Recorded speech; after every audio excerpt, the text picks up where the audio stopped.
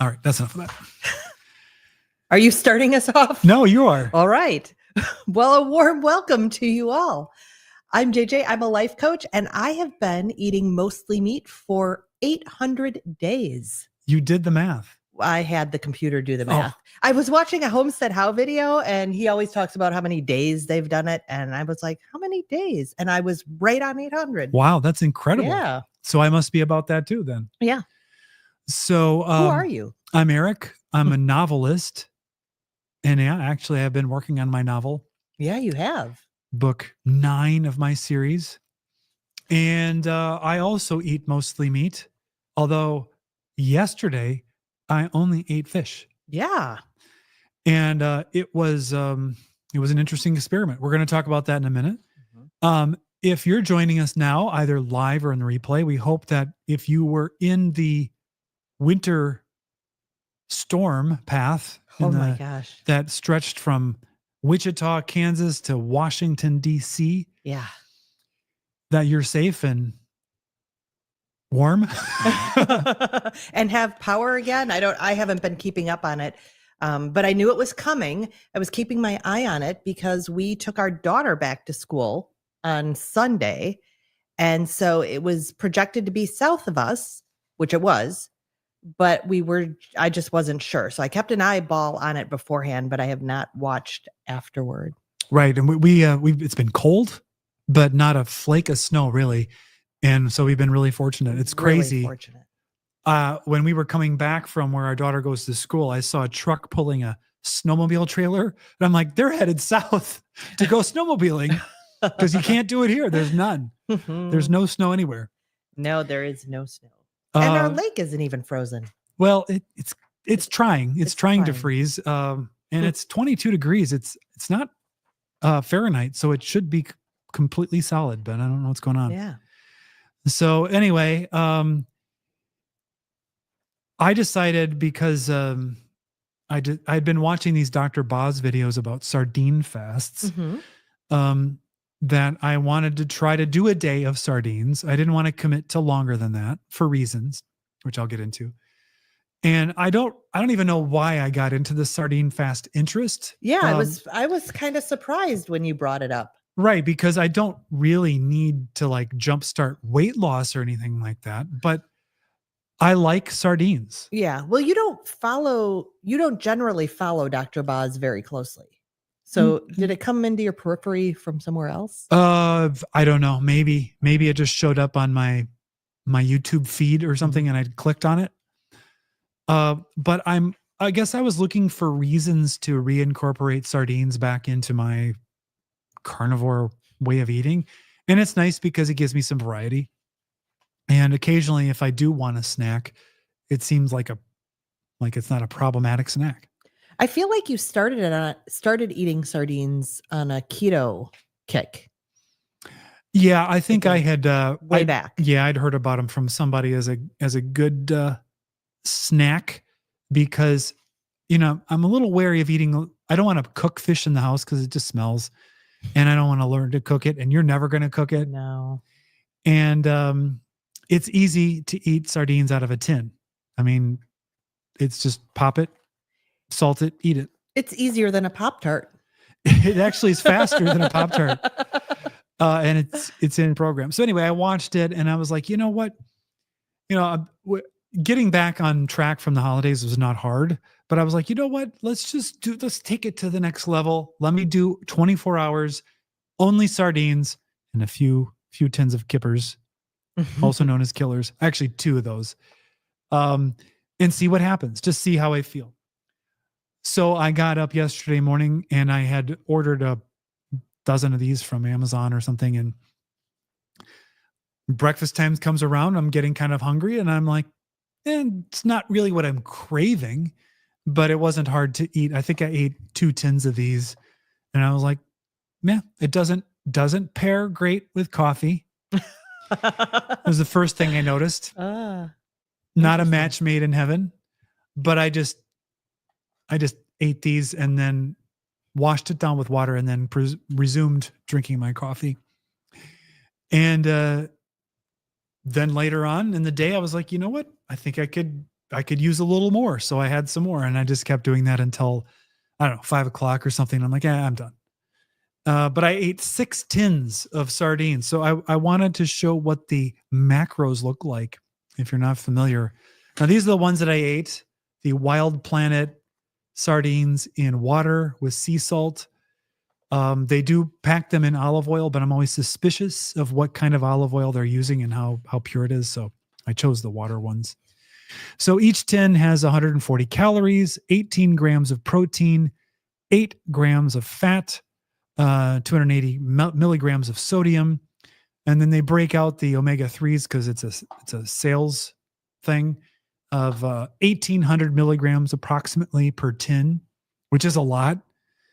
And then I calculated the fat to protein ratio is 1-to-1. So 50%, 50% in terms of calories. So if you were looking at this as a keto meal, it would be probably a little low on the fat. And I do believe Dr. Boz recommends adding fat. Well, she might. The videos of hers that I watched, if she said it, I missed it. But I do know that the one lady that she interviewed who did this for, I don't know, 100 days or something like that, she added MCT oil to every tin. I think it was 2 teaspoons or tablespoons. It was a lot. Yeah. And for my 24-hour experiment, I did not want to add the MCT. Well, no, that would not be wise for you right now. Because if you're not accustomed to it, it can cause some issues. And there's a hilarious anecdote that Tim Ferriss talks about going to the airport, having consumed too much MCT and having some significant problems. So anyway, what that adds up to is that I ate 6 tins yesterday, for a total of 108 grams of protein, 48 grams of fat, 1,600 milligrams of sodium, and 10.8 grams of omega-3s. Here's my question. Okay. Could you have eaten more? Because you're saying 6 tins, which when you told me yesterday I had 6 or 7 tins, it sounded like a lot to me. Well, I could have, because I ate 2 tins of killers too. Oh yeah, that's which true. are kippers. And I just did that just to mix it up a little bit. And plus I can never follow the rules. And I could have easily eaten 2 or 3 more tins, but I kind of just ate to satiation and not comfortably stuffed, because I had this concern about the omega-3s. And this may not be a valid concern at all. But I had heard or read about people having issues in over supplementing omega-3s and experiencing heart arrhythmias. So I did some cursory GPT research, and it generally was that there was anecdotal reports in some observational studies of people supplementing huge amounts of omega-3s that there might have been slightly more incidences of AFib. But it was very rare in those cases. So I'll stipulate that. So, and let me just say again, this was supplemental. Yes. Omega-3, not dietary. No, it was not dietary. Okay. But it was still in the back of my mind. And so I'm like, dude, I don't know. Although there were probably equal suggestions that the high doses were helping people prevent other arrhythmias. So what do I know? I do know that there was some concern if you have some bleeding propensity, that lots and lots of omega-3s could be an issue. Maybe it thins the blood or something like that. But for one day, or maybe even a 3-day sardine fast, I imagine it probably doesn't make any difference. It probably isn't that much danger. That said, I do supplement 3 to 4 grams of omega-3s daily as it is. My omega-3 index, which we reported it on a video some time ago, is like 8.3%. So I'm right in kind of the target zone. So I just felt like I'll do it for a day and see how it goes. With that concern in the back of my mind, even though that concern may not be really that big of a concern. If you know me and my history, it does not require any reason for it to be a great concern in my mind. You're highly suggestible I am. when it comes to health stuff. Yes, I am. Yeah. So how did I feel? That's the You question. want to know? I do want to know because I don't really know. I mean, you told me you were doing it, but I had a major work day yesterday, so we didn't chat. Yeah, a whole so lot. you ignored me entirely. Yeah, pretty much. Well, I would say that after my breakfast of these, I did some light exercise and mobility stuff, and I had to move some firewood, and that produced a little bit of acid reflux and mild fishy burps. Mm-hmm. So it wasn't traumatic. It wasn't even that bad, but I noticed it, and I was like, huh, interesting. And you have a history of acid reflux and a hiatal hernia. Yes. Okay. But also I had just watched Dr. Boz, and she talked about when she was doing her first fast. She hates our sardines, by the way. She got a little bit of that reflux from the fish, and she speculated why it was. She later said that the ones that had skin on it caused less. I don't know. This stuff that I had the little fishy skin on it, which I like because it's mildly grosser to look at and think about when you're eating it, but I like to eat them. So I continued on with my day. When I got hungry, I ate them. So I wasn't ever really starving. I felt fine. My energy was good, but I'm a carnivore. I'm fat adapted. So I wasn't expecting to have to go through keto flu or really anything. But we went to bed last night, and my sleep was a little mixed. But when I woke up this morning, I felt really pretty good. And I don't know if I can attribute it to the sardines.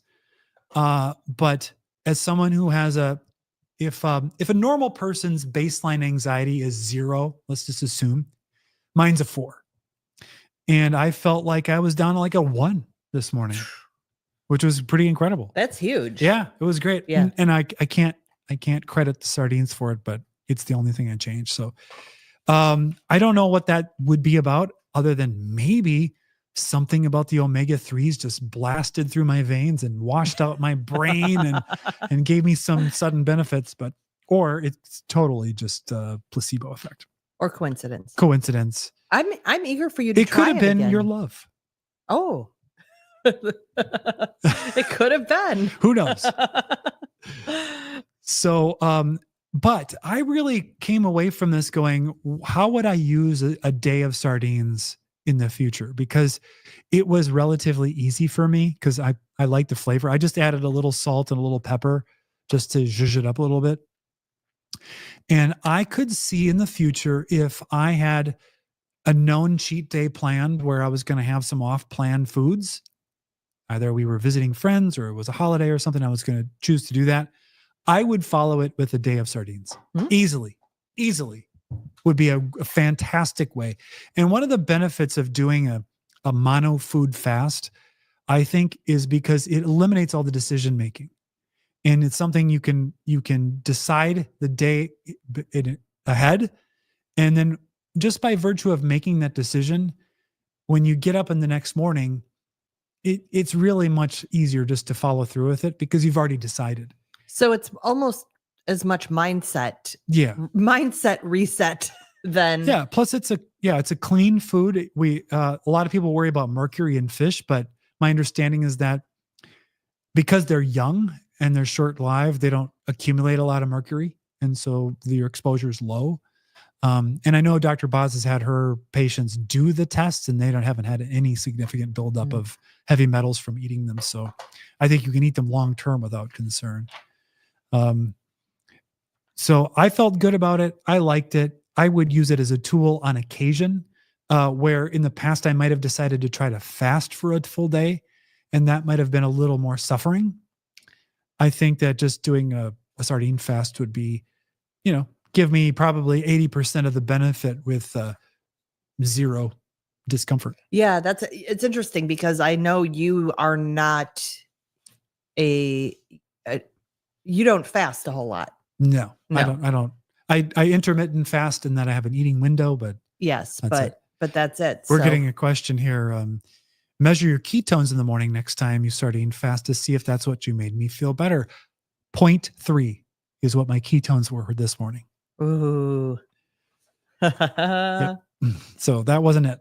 See, I would love to do a sardine fast, hate fish. So I'm not there at this point. We'll see. Maybe someday I will be able to overcome that. I know that Dr. Boz uses it for people who are plateaued, or maybe they're a little stuck, because I think she thinks of it. You do a 3 to 7 day sardine fast. It's like this metabolic reset. People do get into deep ketosis. Yes, I would be doing it for the deep ketosis. I don't think 1 day is sufficient for that effect. Yeah. But if you're just trying to recover from a bad decision or a planned bad decision, I think it's great. So that's the sardine topic, but I felt good all day, and I haven't had any digestive repercussions. I actually had a snack of sardines in the middle of the day because I'm like, oh, I could go for some more sardines. Which, you feeling good and having you feeling good all day and not having to do anything but open a can. That is key. You mentioning the opening the can, that is the one big problem that I had with this. He did tell me about this. Popping that tin, it is impossible to do without getting sardine water on your hands. And you can wash them and wash them and wash them, and your hands will still smell like sardines. I eventually had to pour olive oil on my hands and just kind of rub them together and then wash them, and then that got rid of it. That's one way to use up the olive oil. So that's that topic. And I had a loose question about it still, but it's fallen. Well, let's check in with the chat. Yeah, let's check in. Carnivore Chan says, good afternoon. Hello. We're going to talk about you in a minute. Yes, we are. Lisa Green, I'm going to try mixing sardines into canned tuna because I'm fine with tuna. So I will occasionally crack open some tuna. I do put a mayo in it of some sort. I couldn't do it without that, I don't think. But I've thought of doing the same thing, of maybe just putting a couple hunks of sardines, because I know too that they have the bones. That calcium is good. So, but I so hate fish. I think mix kippers with your tuna. I did that. Do that, and then mix a little sardine with the kippers and tuna, and then slowly work your way into the full sardine exposure. Because I would really, really love to do like a 3-day sardine fast followed by a 2-day 48-hour fast. I would love to just try that. And again, I'm looking at ketosis. Yeah. All right. Annette's here. All right. We're having fun. Hi, Annette. Hello. Eric says Eric has that Chan says Eric has that Scorpio curiosity. Do Scorpios have a lot of curiosity? I don't. I don't know what the Scorpio, all of the signs, I don't know their archetypes. So I can't speak to it. You do have it though, I would say. Curiosity? Yes. Yeah, I do have a lot of curiosity. Seems convenient on a trip when you can't find carnivorous food. Holy cow. For sure, because it travels, it's small, it's compact, self-contained. Oh. All you need is a fork. I just realized, now those are a lot cheaper than what I'm talking about. But if we travel, I'll bring my carnivore bars. And I'll bring my... Because you're not hugely keen on those. And you'd be happy with those. Code JJ and Eric at carnivorebar.com for 10% off. JJ likes them. They're fine, but I would probably reach for this. You would absolutely reach for that. And I would absolutely reach for the other. And I said that you need a fork, but you don't if you're willing to have, fishy fingers. Now, here's my question. How did Arrow like the sardine fast? So Arrow, the Brittany, was interested in my sardines. I would not give him any because I wanted them all, but I did pour out the water and put it in a little bowl, and he would drink the sardine water happily. He didn't get sick of it? No, I only gave him one dose of it Oh, okay. because there's no way I'm giving him 6 tins of fish water. That would be bad. But I gave him one in the morning, and he actually kind of looked at it askance, but then he couldn't not drink it, so he did. So let's see. Before we move on to the next thing, I do want to celebrate. Hold on here. Let me get over here. Yes, I know what you're going to say. We did it.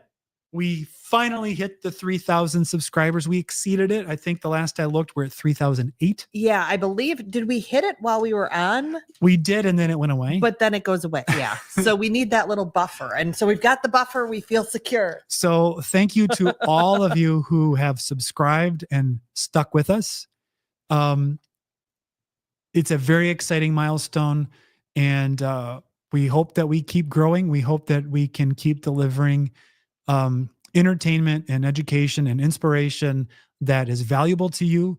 And as long as we keep doing that, hopefully we keep getting more eyeballs on the message, which is what is important. Hugely, hugely important, which I think goes into the next. Oops. And that goes into the next topic. Mm-hmm. You can see Carnivore Chan's in the chat. He has a wonderful new YouTube channel we want you to check out. Mm-hmm. Carnivore Chan's is a stroke survivor, and he is spreading the message about carnivore and his journey for rehabilitation from stroke. Very early days. I think he's got 2 videos up, but you should go over there, give him a watch, give him a subscribe, check him out, because he's filling a niche in the community that's just not being filled. We're not seeing someone with his particular issue following the carnivore diet and progressing forward. There's a few, but he's spreading that message with a great amount of passion and love. And starting early in his journey too. I think that is a big part of the story here. Yes. Is early days for the carnivore journey. So we are going to get to see the magic happen. Yep. So we're really proud that Carnivore Chan's keeps showing up for our lives and our videos, and we want to support him in his channel. So please check him out, subscribe. And if you know anybody who's suffered a stroke, spread the word about carnivore and getting that inflammation down, because we don't know how much movement and ability can be recovered, because who's tried it, right? So we're going to find out. And we were so delighted that, at least I think in the second video, we mentioned Dr. Tony Hampton. Yes.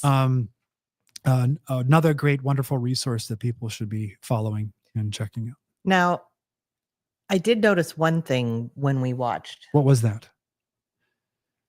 Carnivore Chan's seems to be a Bears fan. This is a true statement. and interestingly, we live in Wisconsin. Obviously, we're surrounded by Packers fans. We are so surrounded, I might actually have been one at one point in my life. Oh, yes. The rivalry between Green Bay and the Packers is, I would say, the most storied in the NFL and perhaps all sports in the Western world. I really can't speak, though, to that with confidence, because I know that football in Europe is a whole different thing, and the rivalries there involve like literal violence. So maybe I'm overstating it, but I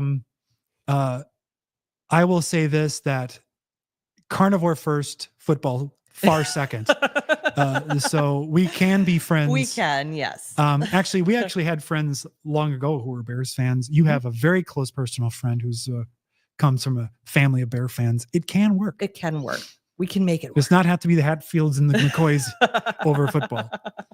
But I actually enjoy when people are big fans of their team, and their team just beat our team, like by a field goal in the last second. And it was, we were driving our daughter so we didn't to school, so we didn't see it, but we stopped at a grocery store and saw the last 2 minutes of almost the last 2 minutes of the game. We did not see the Bears' final field goal. We saw it online. Yeah. But oh my gosh. Oh my goodness. Yeah, it well, was the amazing. Packers scored this field goal and go ahead. There's 56 seconds left, and then we leave because we got to get going. We got to get our daughter to school. I think, we're probably going to win. And later I'm like, check it. And she's like, we lost. I was refreshing it for those last few seconds.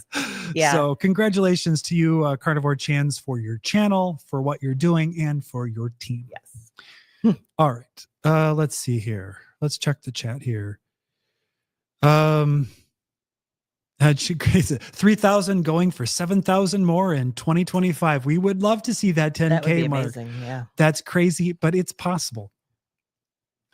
Curtis says, I was thinking about going to Japan would be hard to stay carnivore.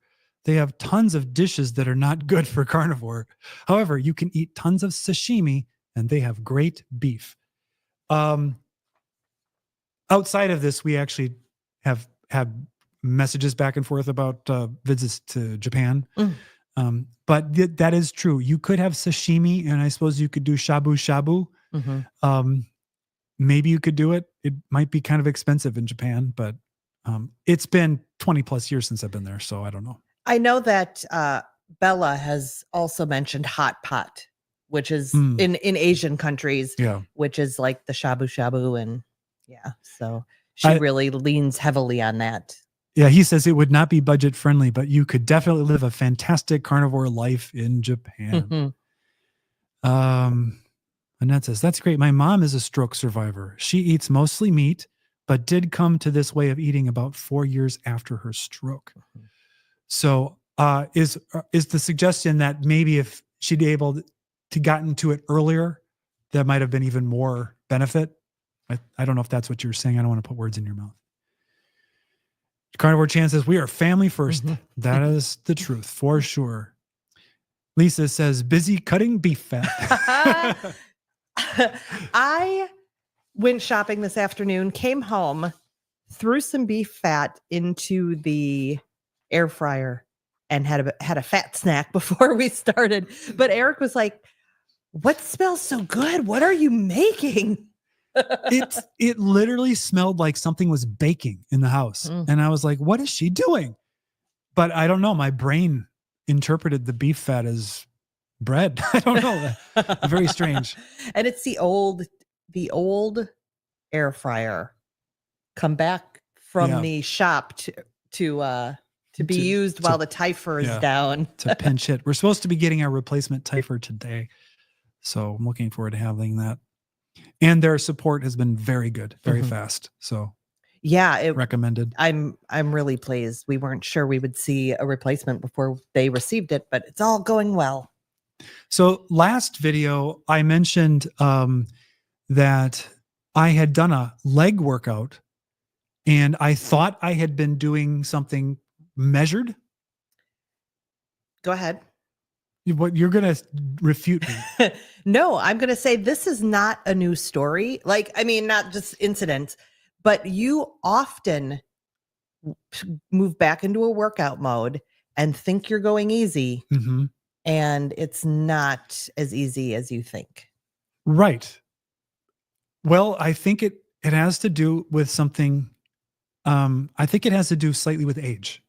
Is that if you're away from it for a while, your memory of what you used to be able to do when you were young never goes away. And so you're calibrated to think in terms, what would have been an easy workout for me when I was 30? And you're like, well, let me do that. Well, that's not the same thing. So I did some of these single leg squat things, and I don't remember even, but my lower body was so sore, so stiff, and not in the old pleasant way. When I was in my 20s, when I'd do a workout and I'd feel kind of stiff and sore and feel satisfied that I'd done a good workout. This was in a sort of a soul crushing, why go on kind of. And I wasn't even that incapacitated. I just felt bad. Yeah, you weren't that. Yeah, because I've seen you incapacitated too. You were not incapacitated, but you were definitely at low. I felt grody. Yes. For those of you I who love it. know the term grody, that's how I felt. Yep. And I was a little disappointed because I was like, I really thought I had done a measured job of it. But anyway, I'm long recovered from that. Mhm. But before I decided to go back into more resistance training, I'm like, you know what? I've got to step myself back into this more gradually.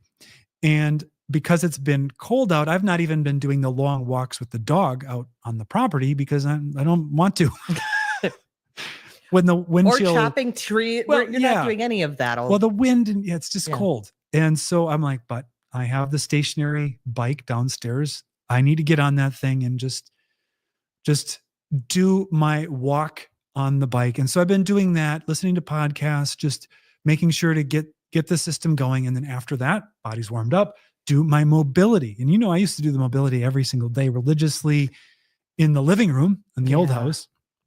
Getting back into that, making sure to get some stretching, but get the joints of the body into the full range of motion, because not only does that help for living life day to day, but I've found that getting arms and legs into the extreme range of motion has an effect on the psychology.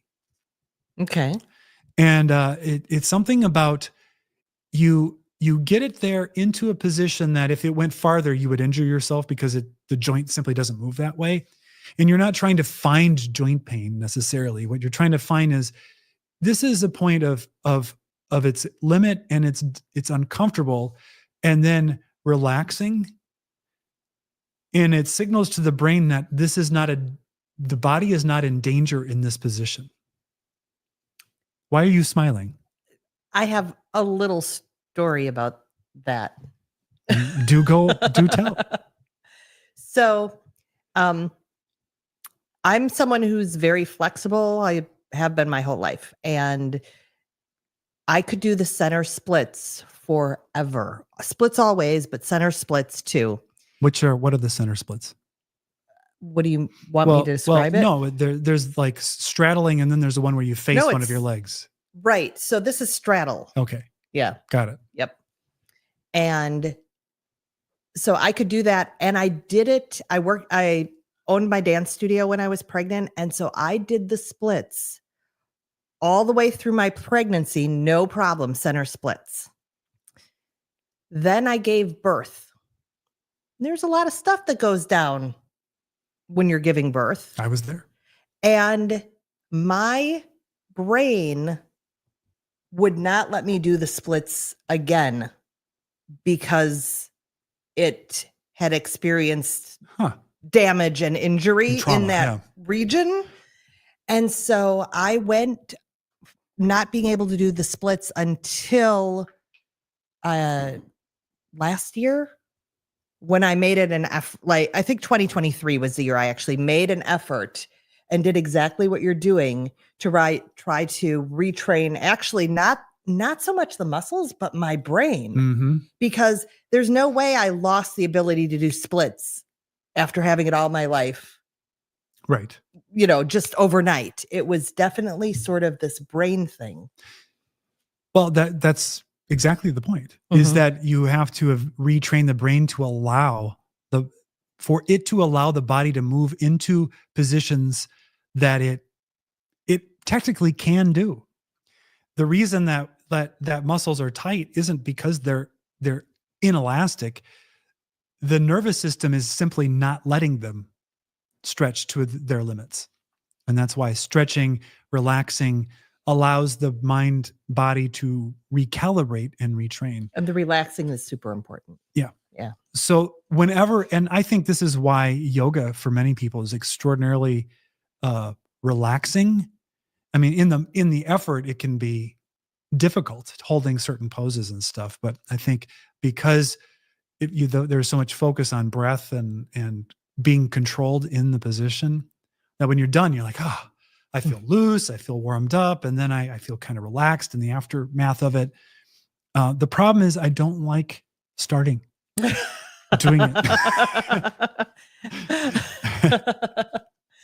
And but as I get back into exercise, I know that I've got to increment into it so that my body has a chance to make the adaptations so that I can continue to do it safely without having to take a week and a half to recover, because that's too long.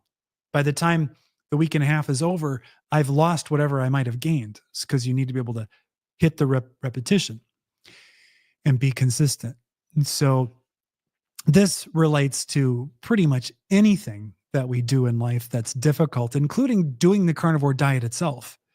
Is for some people, going from SAD to a sardine fast might actually work for them.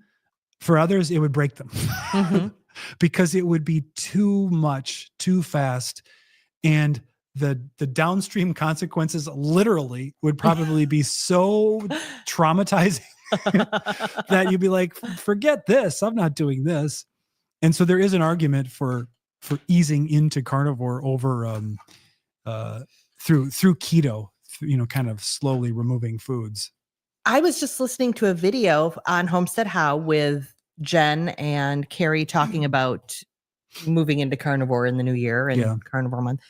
And Carrie is sort of a rip the Band-Aid off. I mean, I know he'd done keto. Yeah. But he dove in full steam ahead. And Jen, she was a little bit more measured. And they taught, so he has come around, it seems like he's seen that different approach work for someone else. Cause I think at first he was like, just do it, just do it, just do it. And so now it's kind of like depending on what type of personality you have, I think. Yeah. And he's totally like, yeah, you could absolutely step in. Now that said, if you're dealing with a major issue, I'm not saying you should dive in, but I think I'd be more likely to dive in than wade in.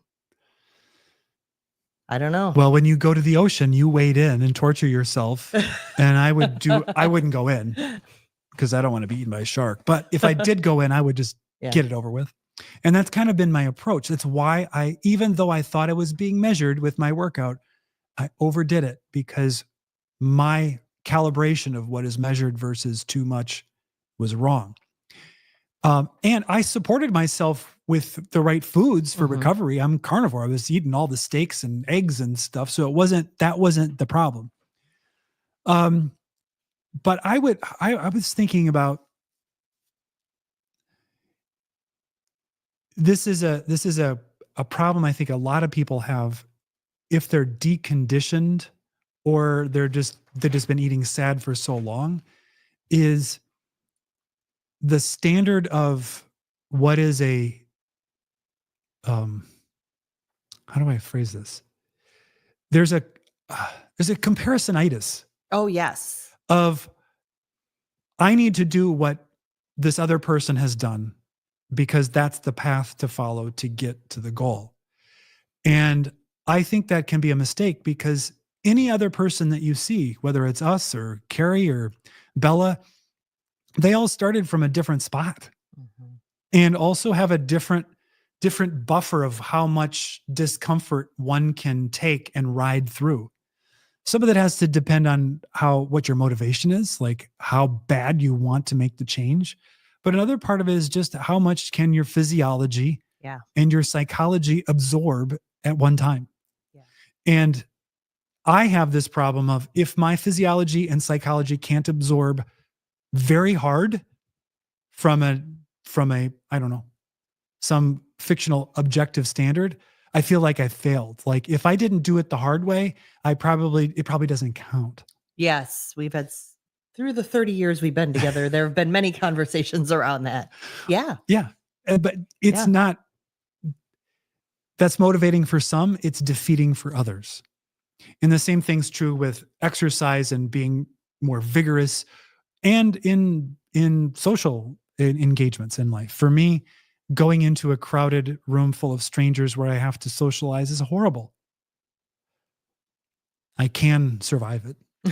But it's much better. If it was something I needed to do a lot, it would be something I would have to ease myself into with smaller groups.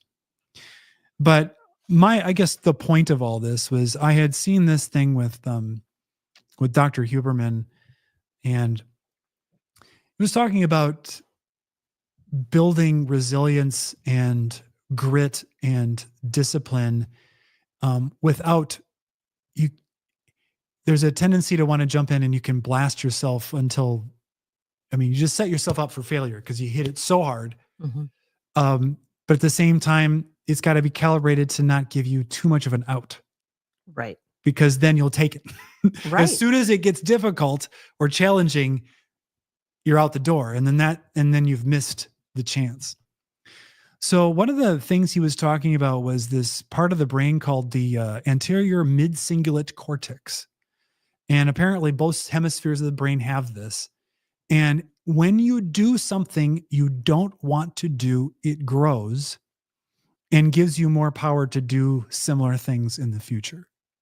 So his example was doing cold plunges, because he said that doing super hard workouts doesn't work for him because he doesn't not want to do it. He's fine doing it. It might suck, but it's not something he has a lot of resistance for. Right. So it really involves finding the thing that there's some resistance where you don't really want to do it. You want the benefit of it, but you don't want to do the step. And that's the thing every day that we need to find to some degree in order to keep progressing forward toward finding that thing that's difficult. Finding that thing for which we have resistance. For which we have resistance. And you don't want to do. And for me, that's almost any workout right now. I don't really want to do them. So it's going outside. I'm serious. Yeah, I don't want to go outside. That's true. Because it's cold.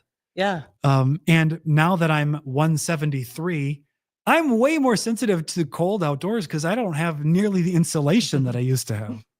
But ironically, you seem to be less sensitive to the cold than you used to be. I think so, because I think for me, hormonal thyroid regulation has actually made it where I'm not freezing as much. So I don't know where I was going with this topic. I just wanted to mention this because there is a tendency when people are, especially World Carnivore Month, people may be watching this going, let me learn more about it. I'm diving into triple B and E. And that's maybe the right answer for you.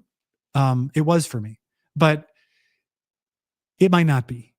And finding where your resistance is and just making sure you're leaning into it to take that one little step every day is going to do you way more than overcoming it one day and being so burnt by it that you just say, yeah, it's not for me.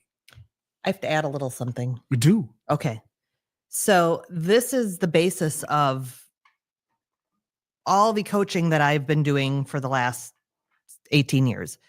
And I've talked here before about the comfort zone, the stretch zone, risk zone, and die zone. So one thing you're saying is we're all different, and to not have that comparisonitis. So we all have our own comfort zone, and the comfort zone is our status quo. It's our day-to-day life. It's what we're used to.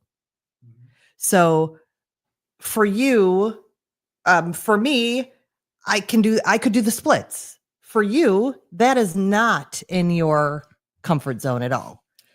So me doing splits work, no resistance at all. You maybe a little bit more. No, it would be pain. Right. Yeah. So that's my comfort zone is around this, having this innate flexibility already. A stretch zone, and I shouldn't have used the example of stretching. The stretch zone is that step that's a little bit out of your comfort zone. You know you can do it, but you resist it. So there is resistance in the stretch zone. And I work with a lot of clients on taking those steps that are just a little outside the comfort zone for the exact reason you're talking about. And what happens, what we've said, I didn't know the brain science behind it. But what happens, we tell clients, is your comfort zone will grow. So you're saying this, and I'm like, oh, the brain, that part of the brain grows as our comfort zone grows. And so pretty soon, I'm not sure you'd ever do splits, be able to. Maybe you could, maybe you couldn't. But the act of practicing splits would come into your comfort zone if you did it consistently. So again, it's not about comparing. It's about identifying your own comfort zone, taking those steps outside, again, to whatever level you can. So the stretch zone is short. The risk zone takes real courage because you do risk failure. You might risk rejection. You might risk humiliation. And it's when you have more resistance because your body, your fight, flight, freeze, and fawn system is actually activated when you're in the risk zone. So there is more actual physical resistance, which means we have to be more kind to ourselves and support ourselves and maybe seek more outside support too. And then there's the die zone where something seems so impossible you'd rather die than do it. And it's rare that someone chooses to take a die, but sometimes they do. Take a die zone, die, risk. And again, you need even more support generally in that die zone. And you're going to have even more physical resistance, physical sensations. But here's the piece I want to make sure to mention, because I worked with a client in Australia who was the epitome of this. She was in a space in her life where she was moving outside the comfort zone. She was taking the risks, lots of stretches, lots of risks, but lots of stretches especially.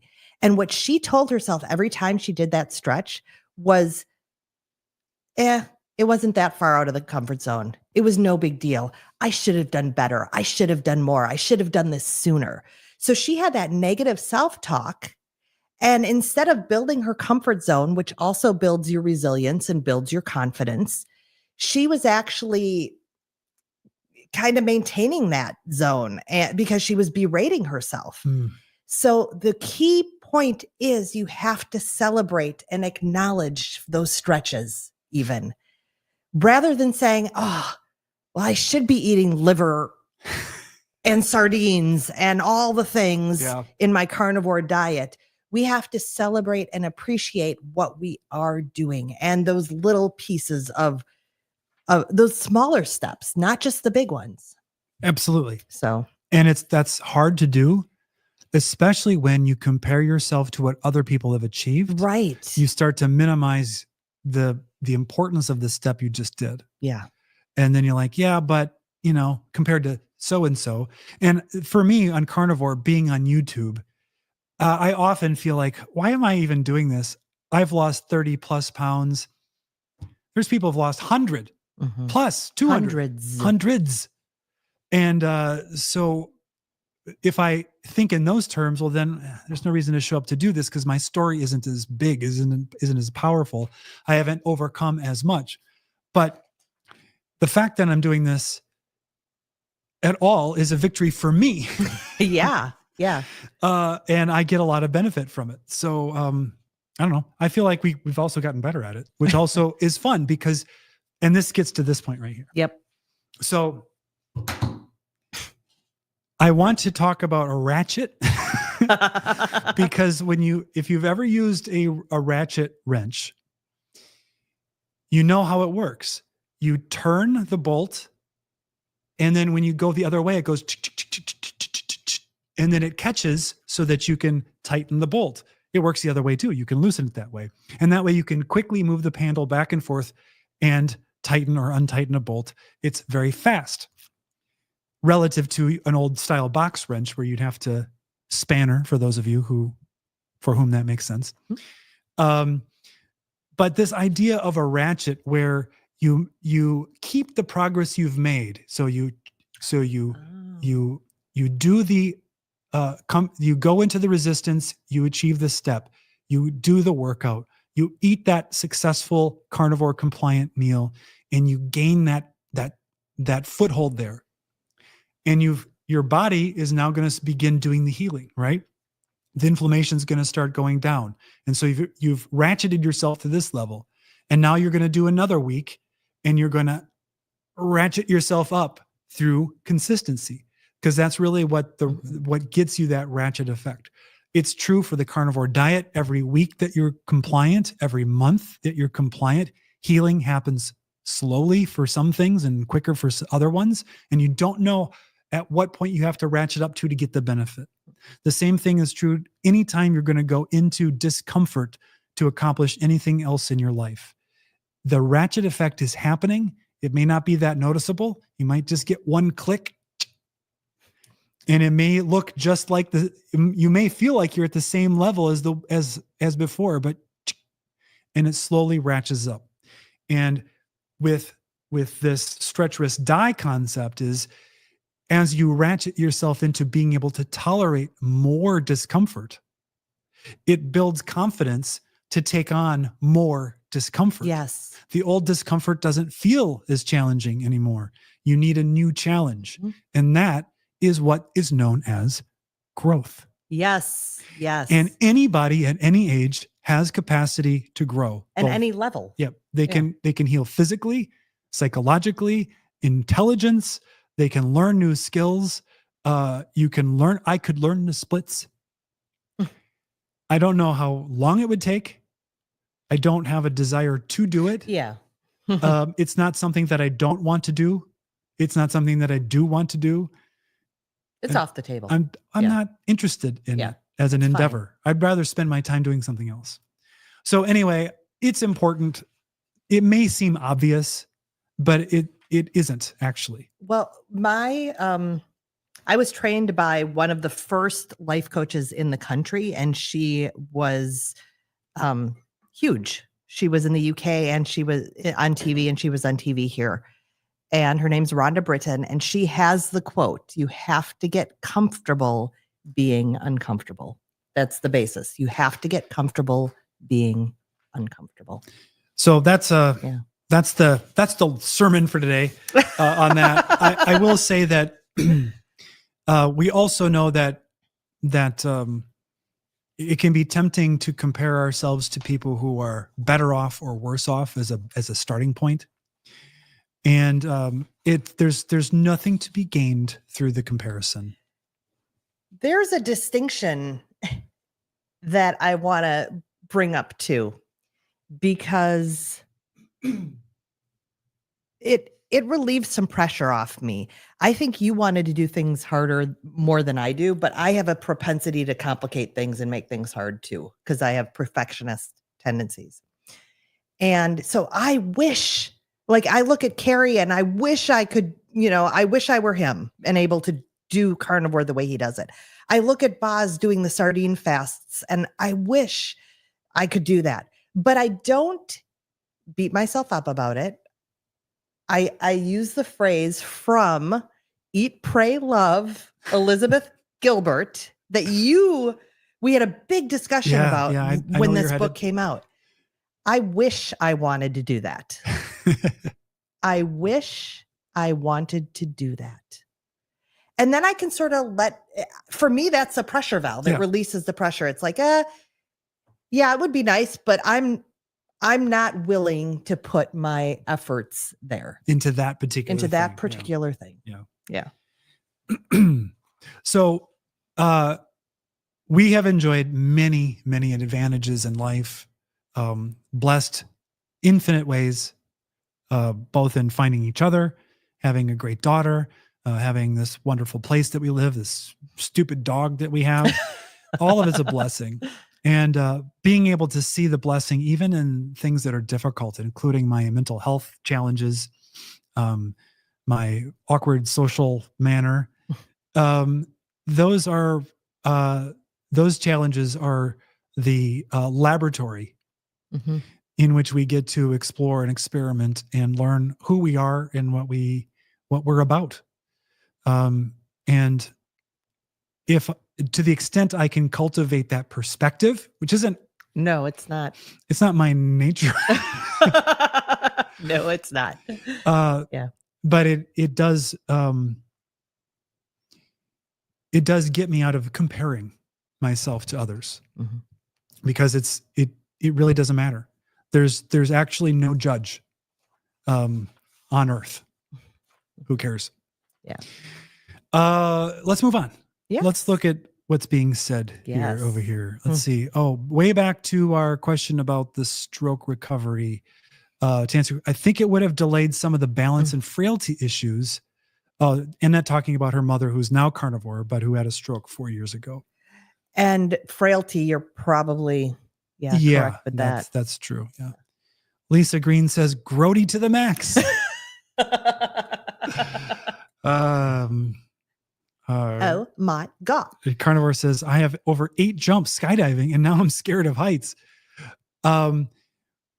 Well, you're excused for being scared of heights. I don't think that skydiving can necessarily cure that, because but you are choosing to jump from a great height. But is the obstacle of jumping in a skydive a fear of heights, or a fear of landing very rapidly without slowing down? So this just came up on my feed because we took a trip to Hawaii in 2011, and I did a not ropes course. What is it? Zip line. And I've done some other ones, but this is the only one that you jump off a cliff. Oh. And cross sort of that canyon. And it was such an interesting experience because I'm all in for the zip lining. Like, I love it. It's great. It's fun. But jumping off a cliff, my body was saying, no, no, no. Now I did it. I did exactly what we've been talking about. But that's the picture of me came up doing that. And I was like, oh, that's one of my favorite stories about jumping, feeling that total resistance of we're jumping off a cliff. Oh, but I have no desire to skydive. There was a half a second many years ago that I thought maybe I would ratchet myself up to that level. Partly because my dad had eventually done it. I think he did some tandem dives. But I decided no. Curtis says, "Go Lions!" Yeah, go Lions, I guess. I mean, I cannot harbor much ill will towards the Lions, who are also part of the Packer, Viking, Bear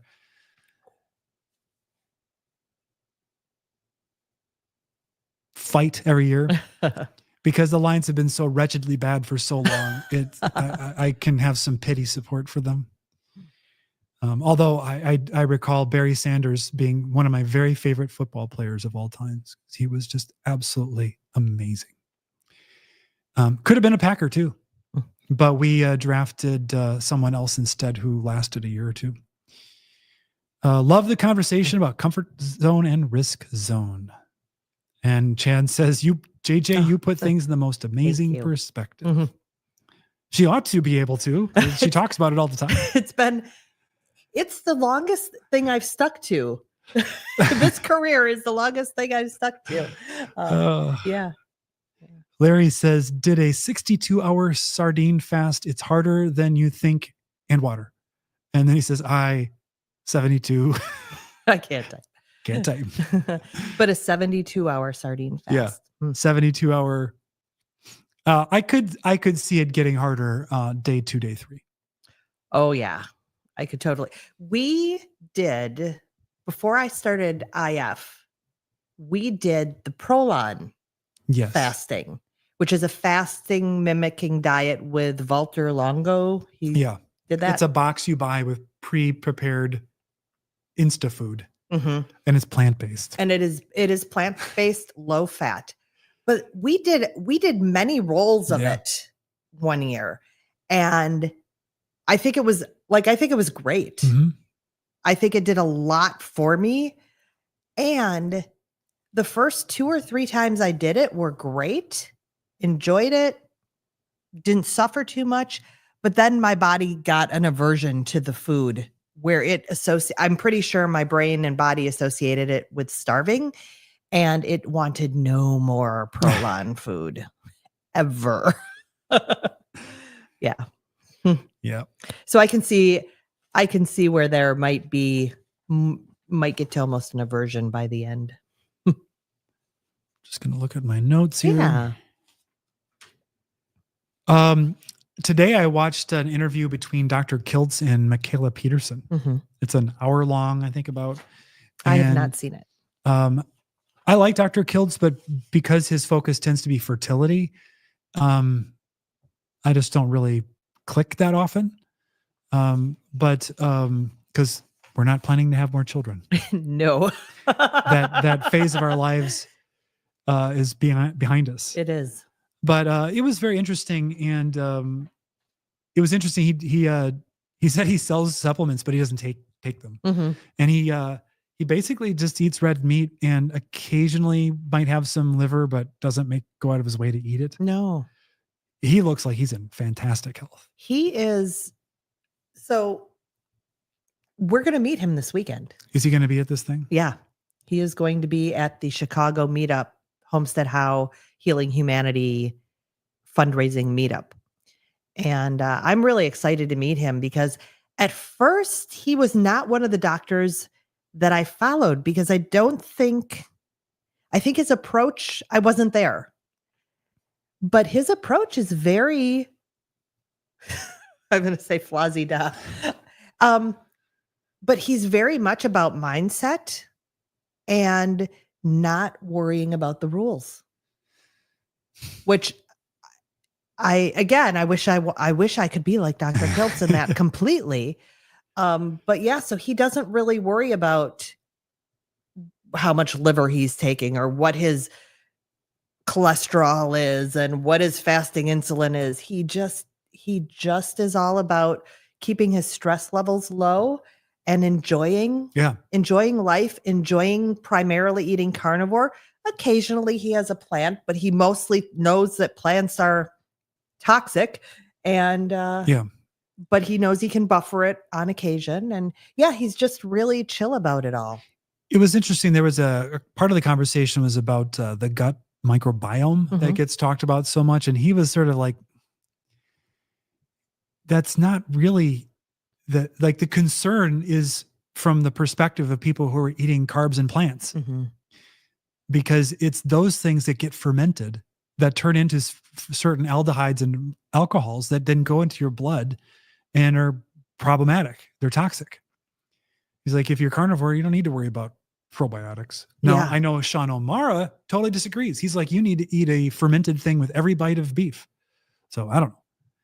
But it was an interesting conversation. He also apparently eats his steaks very, very rare. Oh yes, and again, first entering carnivore, like what's going on? Rare. Yeah. Roar. Yeah, he thinks rare is probably, ancestrally the best thing. And has the most intact nutrition because you don't cook out any of it. Yeah. And I think Bella's gotten pretty rare too with some of her cooks. And I'm like, I'm not there yet. But again, he's not dogmatic. He's not telling you should eat your steak rare. Yeah, right. Yeah. Yeah. So I recommend listening to it, whether or not you're concerned about the fertility aspect of it. It was just very interesting and his takes, because there is differences among the carnivore docs about what's important and what's not. And, but what I like about them is that they're not so dogmatic about it that, it hasn't devolved into carnivore camps where some of them hate each other, at least not that I've detected. It seems to be a pretty open and inclusive group of people who, for the most part, it seems like the docs are actually tend to be quite open-minded because I think they've had their mind opened by carnivore. Yeah. And one of the things Kiltz was saying was like, in talking about the medical industry and doctors in general, was poo-pooing carnivore without having done it, having tried it, is a big mistake, because he's like, so many of these people, if these doctors need to do it, because the benefits they would get would open their eyes, and then they would have way more comfort being able to recommend it to others. So, well, and it's why we're doing what we're doing. We didn't get on YouTube and talk about Prolon or Weight Watchers or like any other, the green smoothies. I feel like our lives have both changed so dramatically since we've been doing this way of eating that is why we're here. Yeah, 100%. That is why we're here. And apparently Dr. Hampton's going to be at this thing as well this weekend. You didn't know this. Oh, I mentioned it, but you weren't probably looking at me in the eyes when I said it. I'm not surprised since it's going to be in Chicago. Yeah. I wish Chance could be there. Yeah. But that's exciting. And we will meet these people and I will talk to them.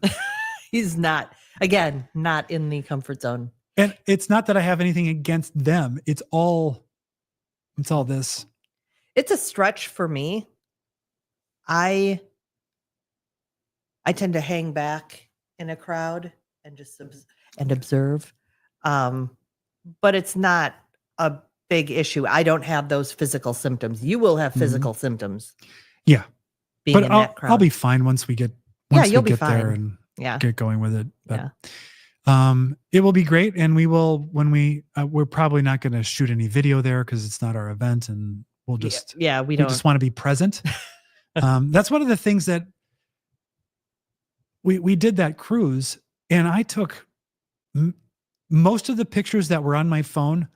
One of the crew took of us because there was a photo op and they took my phone and took pictures. I didn't hardly take any videos. I'm so much trying to experience where I'm at and what I'm doing and not video it for not watching later. So many people I see, they're filming a concert. And it's like, you're never going to watch that video. Why do you have to film everything you're doing? You're never going to watch that back. If you watched everything you filmed, that would be the only thing you ever did. And what are you going to do? Be filming yourself watching what you filmed? It's just recursive and ridiculous. Be where you are, do what you're doing, and be present. Okay, so sometimes I will record part of a performance because I'm looking at the choreography. You're going to try to steal something. Steal some ideas. Use it for inspiration. No, it is. That is the truth. I work best from now I'm mad again. An inspiration piece. I was mad at myself today because I was thinking in terms of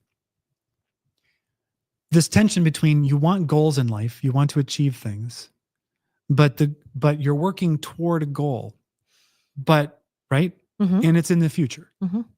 But the life that you're living only can happen right now. Yeah. And so you're working toward a goal and you're putting in all this effort and you're looking at the goal and you're not living the present moment. So for me, how do you align the goals you want to achieve in the future with activities and do the activities required in the most present way possible? Answer me that, Batman. We could do a whole coaching session on it, but I don't coach my husband.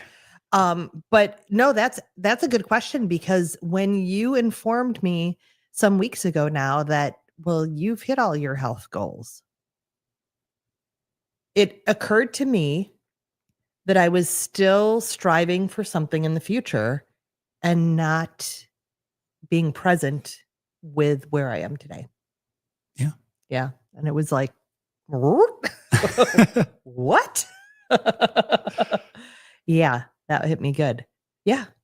So the answer is something like, do all of the thinking and the planning and setting of goals and understanding why you're doing it. Get that all done. And then, like ChatGPT, stop doing the thinking. And then when you're doing the task, be fully in it. And am I good at that? No. On a scale of 1 to 100, where the 100 is the Buddha and 1 is me. You need to answer that. I am not. I just answered stepping in. And 1 is me. If 100 is the Buddha and 1 is me, I'm at the 1 in my ability to be present, doing what I would, because I'm almost always going, I wish I was doing something else. Oh, that's funny. Yeah. All right. We're 68 minutes into this. Wow. It's time for us to eat some dinner. It is another late dinner for us. I am going to put hold on here. I want, the power of now. That's Eckhart Tolle. Yes. I'm going to put up this banner right here. Nope, not that one. This one right here. We're at 3,008 subscribers as of my last looking at it. After my last diatribe, we're probably at 3,006. So we need you. What is this guy talking about? Like, what? I want to hear about carnivore, not about planning. How much weight did you lose and how do you cook your steak? All right. For that guy, we have this video, or this picture here. I'm actually much lighter than this now. Yeah. And for JJ, we have this one. So that's satisfied. But yeah, like and subscribe. to support the channel and help us get the message out there to other people who need to find the vitality and the strength and the health that will allow them to live full, complete lives right now. Yeah. And that's what Carnivore has made huge strides for me. Yep. Yeah. So enjoy your steaks and your eggs and your bacon. Enjoy every bite. Feel the nutrition just going right into your body and just like Popeye, but not spinach. But not spinach. We need a new Popeye. We need a Popeye that eats raw ribeye. All right, you ready to say goodbye? I'm ready. Yep.